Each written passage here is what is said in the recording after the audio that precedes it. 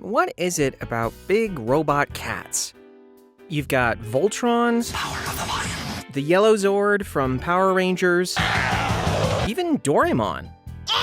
Over in the Transformers neighborhood, you've got Ravage, Steeljaw, Cheetor, or is it pronounced Cheater?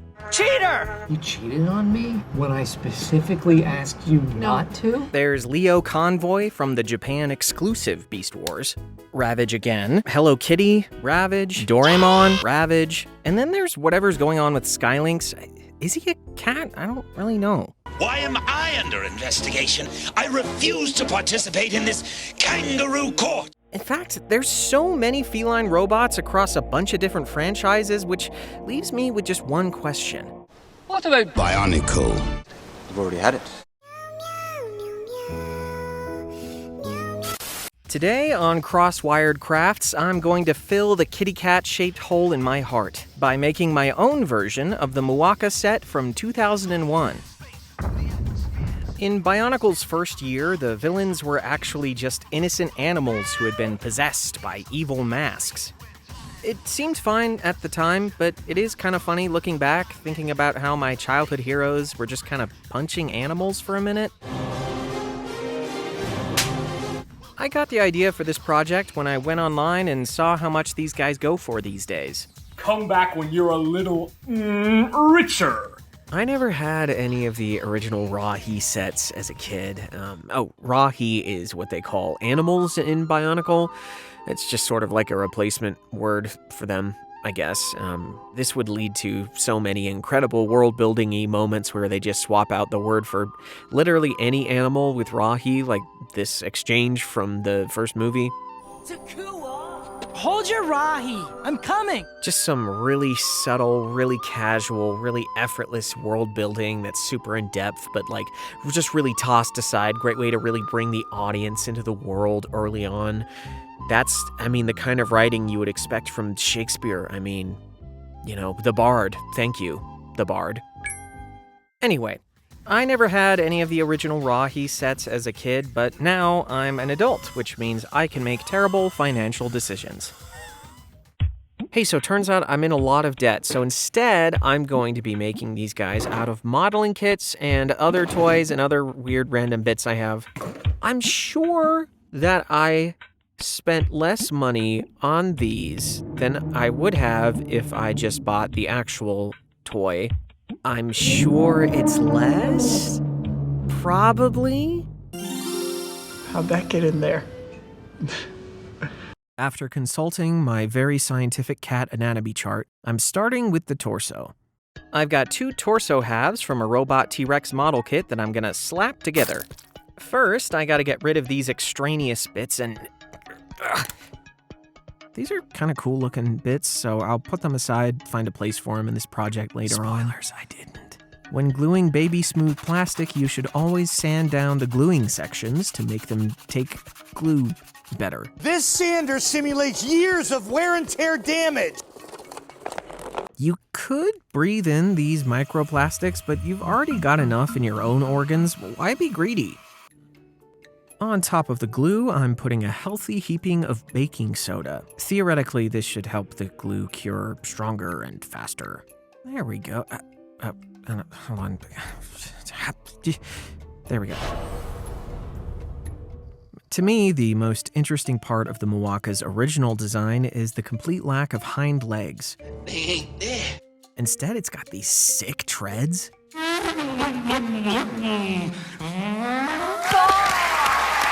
There's tons of fan reinterpretations of the Muaka as a more traditionally cat-like creature with 4 legs, and the different ways they've interpreted the treads are really cool. I particularly like this one by Extra Ram, where the tail itself is made from treads, so that's what I'm gonna do as well. I'm a thief, and I'm ashamed. I'm ashamed about a lot of things. I'll never be a real Toa.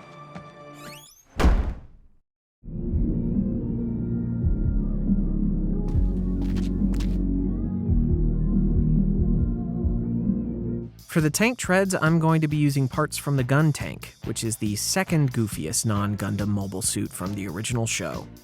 I mean, look at this guy. This has got no legs, the little antlers. I think someone forgot to build the rest of it. Like, What the hell? What are you? I'm starting off by making an armature wire for flexibility.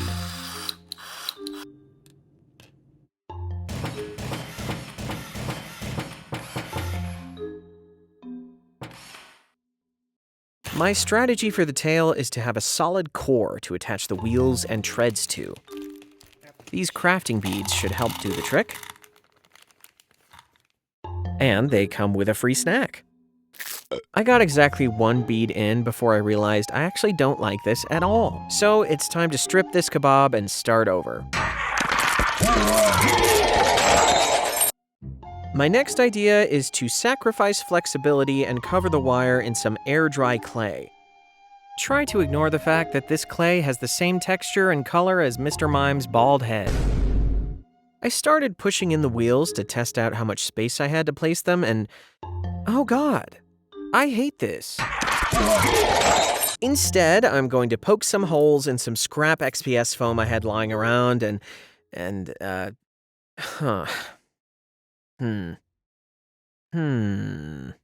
You know, I think I actually like... And there we have the basic structure of the tail, completed in just one try. And it just so happens to space out perfectly to put the treads over. Incredible! Hey, does anyone remember Neo shifters? These like Bionicle Transformers knockoffs that Megablox was putting out way back in the day? I find them fascinating. Their designs are really busy and kind of weird. They remind me a lot of like a mix between the Bayformers aesthetic and the weak-jointed unreliability of senile elected officials in America. Just say I. Okay, just Tic-tac-toe.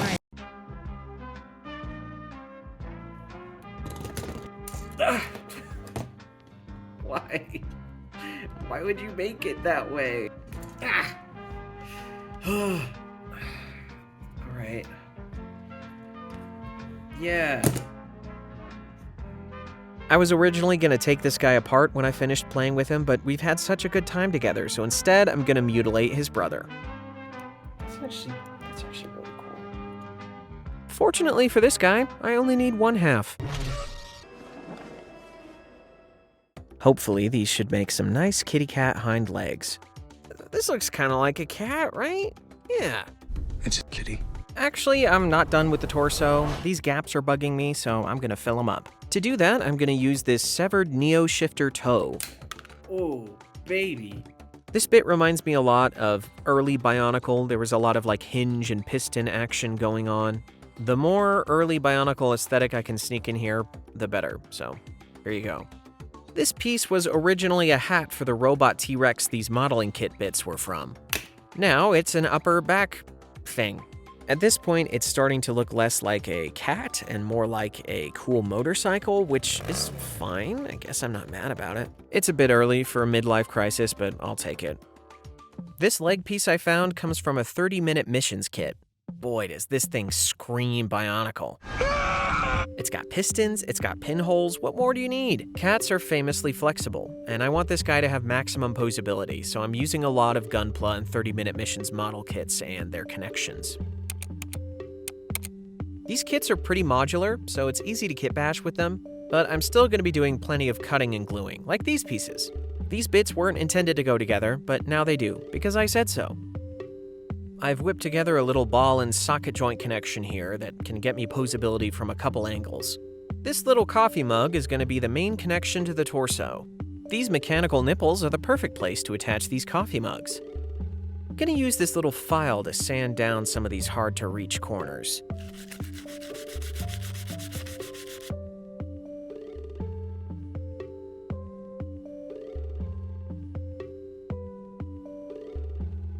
Time for a test fit.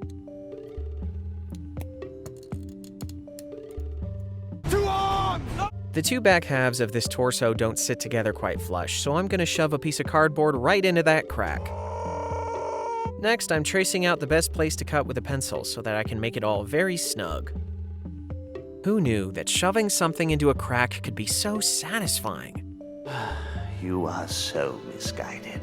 Now that I've got the arm connections in place, it's time to attach the outer armor. These extra bits I cut from the T-Rex head actually fit very perfectly into the holes of these arms, so that's where they live now. You know what they say, if it fits, if it goes, that's where it is. I saw this Neo Shifter hand and decided it would look better as a head. First, I'm gonna get these obnoxious fingers out of the way. And then I'll top it off with a Neo Shifter foot as a hat. I always thought the Muaka's head looked more like a rat than a cat, probably due to its very pointy sniffer, and I want to honor that. I have these bits left over from when I cut that Neo Shifter toe in half, and they're perfect. Not just for the nose, also the ears.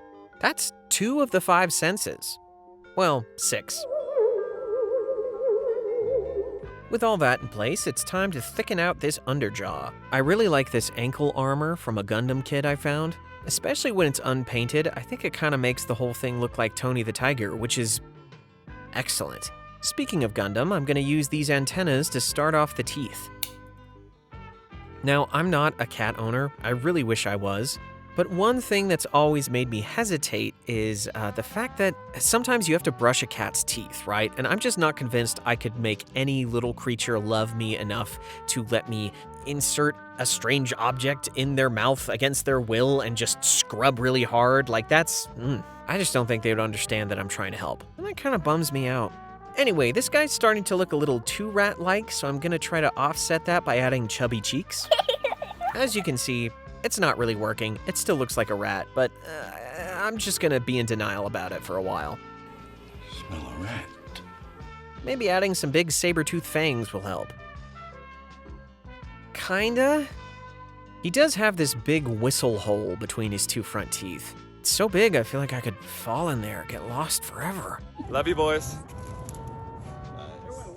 I added this other random Gundam piece to help offset the pole of the abyss. Look, he's not beating the rat allegations anytime soon, but who among us is, really? This 30-minute mission's foot connection piece will add some nice Technic flair to this big head hole. Speaking of hole filling, Just fill the hole filler. I'm adding this Neo Shifter finger to the bottom jaw to help fill that tooth gap a bit more. And with that, the head is finally done. So head. The joint I used as the basis for this head is actually perfectly sized for this 30-minute mission's joint piece to just kind of go right in there. And I love when that happens. It's like it was made for that hole all along. To connect the head to the neck, I'm using this other 30-minute mission's foot connection piece. Just like with real cats, it's going to be paramount that this guy's head does not fall off, so it's important to really vigorously sand the connection points so the glue really sinks in. Negative. It didn't go in. His neck is a little bit skinny, but I can live with that. The only skinny joints I'm really worried about are these connections to the shoulders.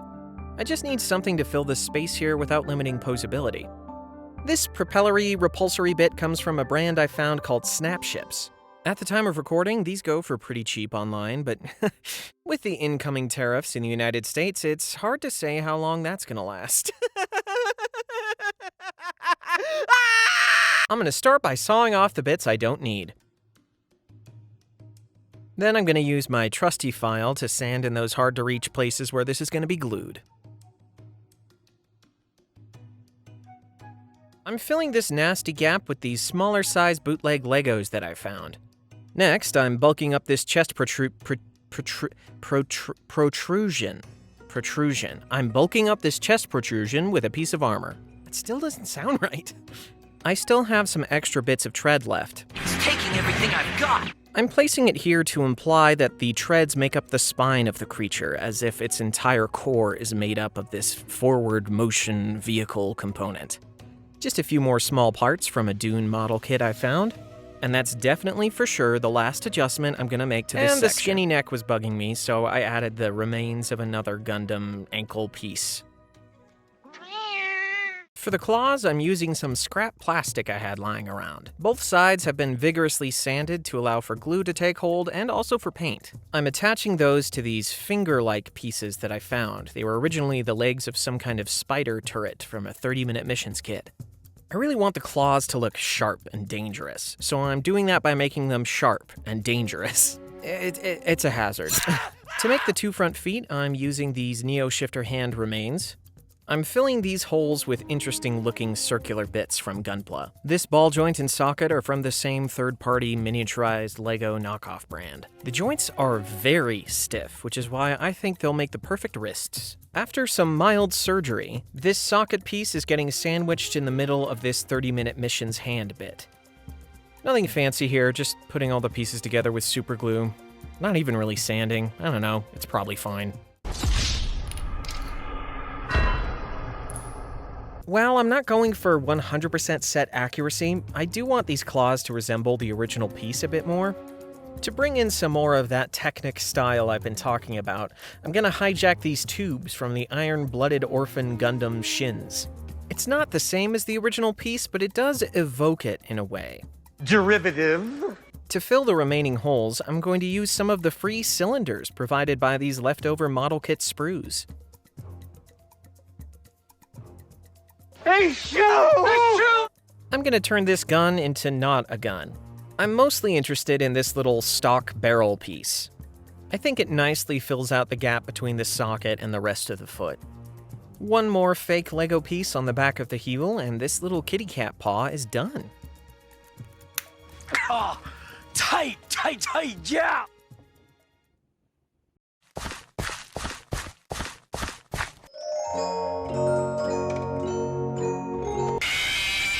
While I was trying to find another piece to pad out this little wrist, I found the perfect bit. I dropped it, and unfortunately, it's the exact same color as my floor, so I'm not gonna be using that. What do we do? I'm really not too sure. Instead, I'm gonna go for a smoother, cleaner look with this Gundam back-of-hand piece. It's an artistic decision, not born out of necessity, but out of choice. I discovered that this knockoff Lego socket piece is actually the perfect size for this 30-minute mission's joint. I'm going to be using this as the connection between the torso and the waist. This Neo Shifter's crotch piece has the perfect gap for me to wedge this bit into. Now to drown it in glue and baking soda to seal it forever.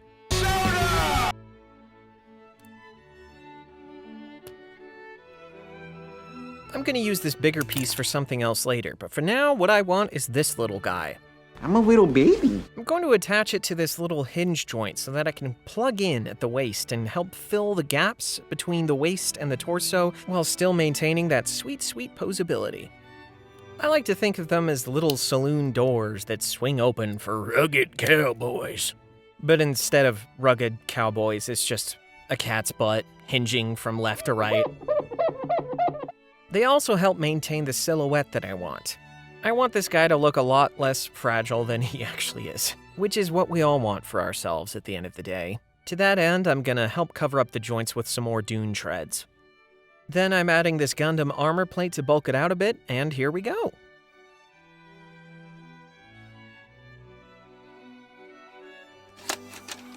It was at this moment in editing the video that I realized I had no footage of me making the back legs. And I was really proud of a lot of the techniques I used, so you can imagine how I felt.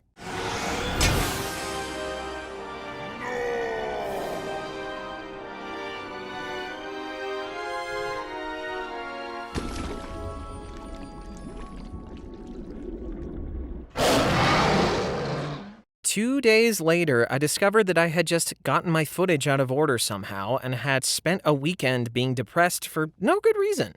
I mean, there are plenty of good reasons, but so you can imagine how I felt. At last. I'm using a lot of Neo Shifter hands for this build for something other than their intended purpose, which probably means I can't get my warranty from Mega Bloks, which is a bummer, frankly. I really like this Gundam joint, but I think it could do with a wider range of motion. So, with surgical precision, I'm going in and nipping off the bits that are getting in the way. Now that this joint's inhibitions have been released, it can feel the rain on its skin.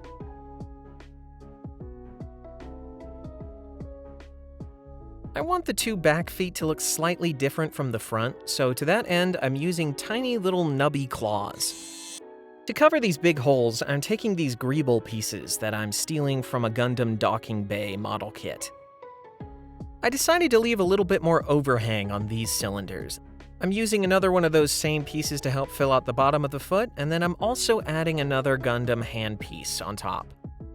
This is straight up just the leg from the main iron-blooded orphan Gundam, whose name I'm forgetting right now. Barbatos. I really like it, but I want to try to disguise it as much as I can so it doesn't just look like I used a whole Gundam leg. So I'm going to be adding all kinds of extra leftover pieces here. My leg! And now I'm using some leftover gunpla armor bits to fill some of these ugly gaps at the top here. Yeah, that looks intentional. It's no accident. Now this thigh part's gonna have a lot going on the inside, so pay attention. Pay attention, and you can learn a lot. I decided to attach a hinge joint for one axis on the inside of the thigh piece itself. Instead of there being an interior structure and then the thigh armor is attached on the outside, I'm building the interior structure on the shell, and then the interior is going to be a facade interior. What I'm saying is I'm very smart and cool, and you should give me money. I'm smarter than you! After severing the last of the fingers from this neo-shifter's joint, I'm going to use this piece to make up the main thigh connection to the waist. Why did I say it that way? It's just the hip. I forgot the word for hip for a second and tried to sound smart. I'm not stupid. This rubbery Gundam polycap is going to get a rod inserted for structural stability. This is going to help what might be the most precarious gluing point in this build so far be maybe, hopefully, slightly less precarious. Now it's time for more baking soda. Soda. I'm going to fill this gap with more leftover tread parts. It's a bit too thick, so I'll just snap it in half. One of the tracks has been damaged, look! What? No way! Nice.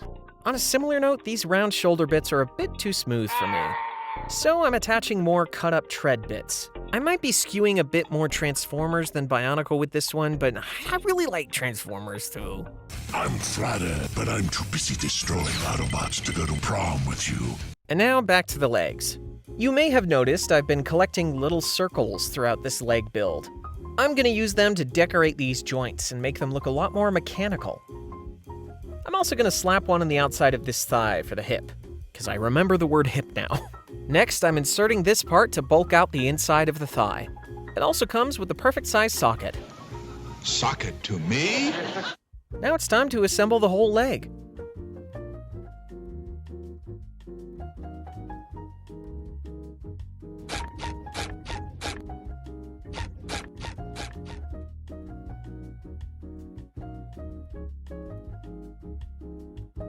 I realized I may be contributing to unrealistic body standards with this thigh gap. To fix that, I'm gonna slap some big old toes on the inside of these thighs.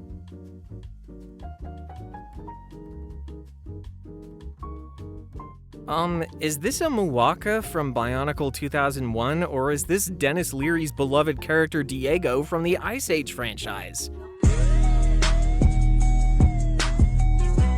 The only way to cure him of this ailment is emergency tail attachment surgery. Just line it up nice and gently. This guy's looking so complete now that I kind of feel like I have to sit down. These are rather good.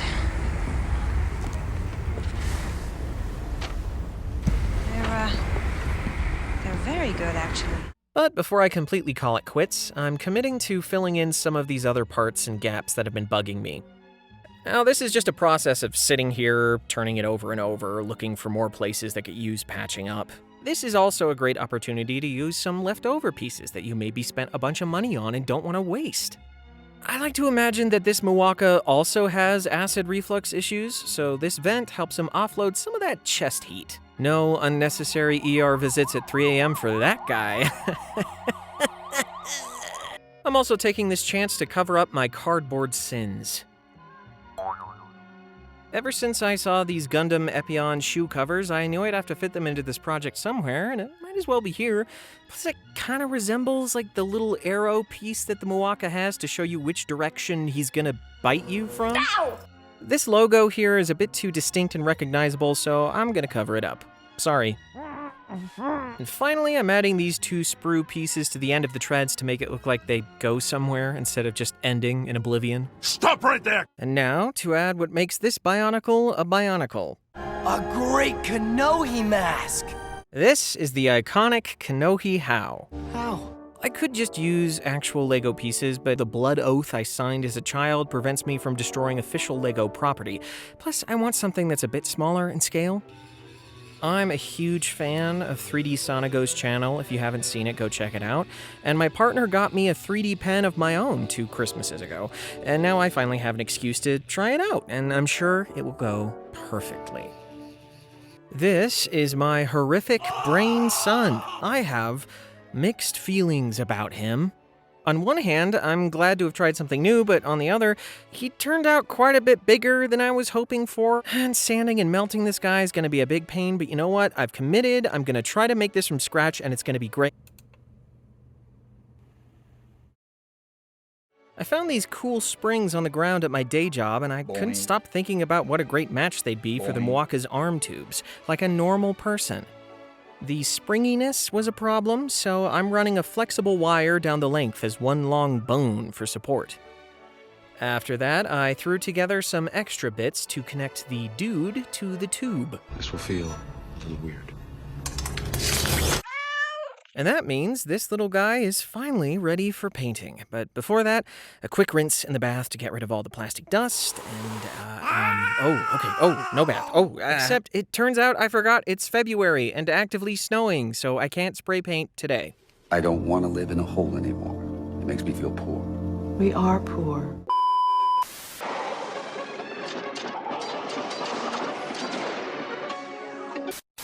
Oh hey, it's March. Beware the Ides of March. No.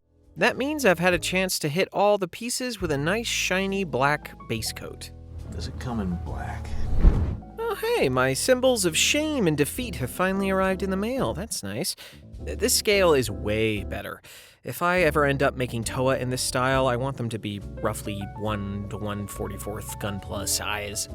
I got these for super cheap, so the texture is not smooth at all. It's pretty rough, but that actually works to my benefit because I want these masks to look infected and rusty by Makuta's evil cheese touch. After a base coat in black, it's time to dry brush some silver. For the silver, I'm using an old makeup brush. These guys are great at hiding their own brush strokes, which helps sell the lie that this thing is actually worn out metal. Liar! This is my favorite part of painting. The dry brushing is always so easy and so fast and so satisfying, not like this next part. I was originally going to use yellow like the original set, but then I remembered something really important. I love gold! Plus, I needed something to match the tubes as closely as I could, so, this kind of does it. When painting lighter colors in general, you have to do an unreasonable amount of coats to make them look solid and consistent, and it's just the worst. Gold is the worst color to do this with, and I brought it on myself. At this stage, I probably should have been wetting my brush a lot more. I'm leaving a lot of visible brush strokes, and you know what? At this point, all I can do is pretend it doesn't ruin my day every time I notice. With that done, I'm going back over everything with a deep gunmetal gray color. I'm picking out certain sections of the silver to give this guy some variation. Plus, there's a lot of gray and black on the original set that I want to evoke. Derivative. The 2 masks get the same gunmetal treatment, along with lighter shades of brown and then orange on top to really get that rusty effect going. I rusted solid, and I've been that way ever since. Next, I hit the teeth with a little bit more silver to really make them pop against the, other silver. Introducing new Colgate Whitening. Oh, would you look at the forecast? It's time for weathering. Now, we are looking at weather at some point, weather for everybody. Look for weather now Saturday, weather in the Northeast, weather in New England, and then Sunday, we're going to be looking at weather. Savannah?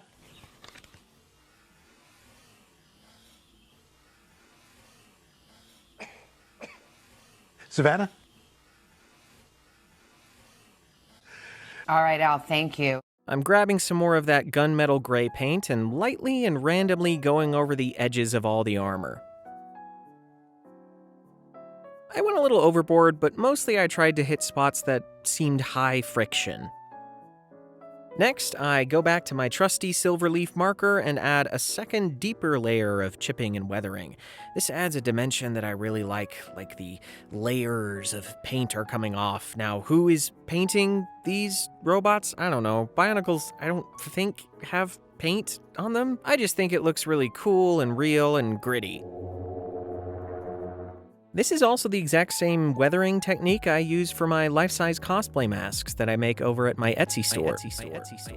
That's weird. I think I'm getting kind of lightheaded. I need to sit down. Posters, stickers, lots of stickers, mugs, shirts, gamma paintings, statues, play commissions are open. Patreon.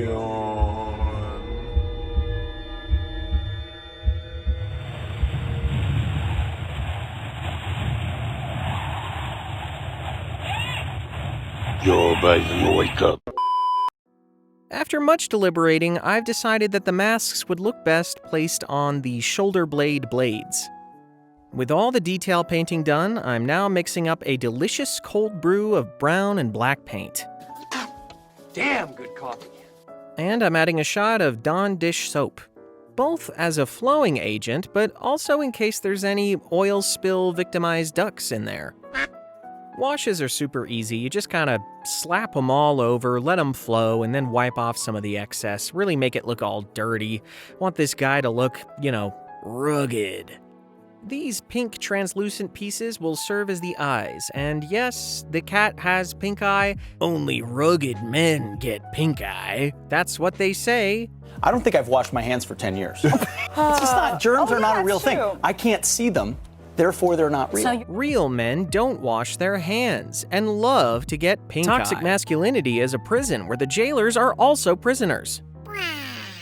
After one final coat of satin varnish, it's time for this guy to get his act together. And by that I mean I'm gonna put him together. The parts. They're in. I need to put the parts together now. That's what you're gonna see.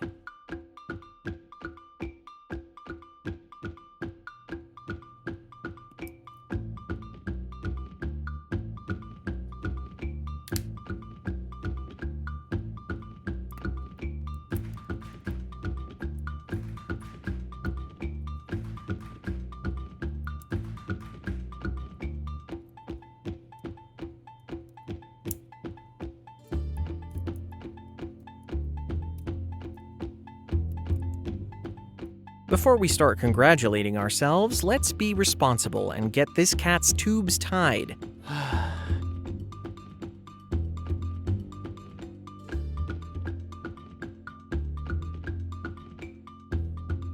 Now it's finished. I'll admit, I had my doubts about how this was going to turn out, but I'm really happy with how it did, even though I have some nitpicks. I've been wanting to try to kitbash some Bionicle characters and creatures for a while, honestly, and this has given me so much confidence that it could actually turn out looking pretty cool and pretty good. I've got to keep my ego in check, though, because otherwise I might try to do something crazy, like remake every Bionicle character and creature in this style. If you want to see that happen, or if you just want to help me pay medical bills and rent like a mensch, then you can head on over to Patreon, chuck in a buck. If you can't afford to spend money on silly stuff like me and my channel right now, which is honestly more likely than anything, then just leave a like or share this video or subscribe. I don't know. You could start an argument in the comments. That always helps. Really gets that engagement up, Anyway, here's a super special clue at 2 things I'll be making next. Which one will be coming out first? You decide. Or don't, because you can't, because you don't control me. Please go to my Patreon. Please buy something for my store. I'll do anything, please. Oh, I must face the terrifying jaws of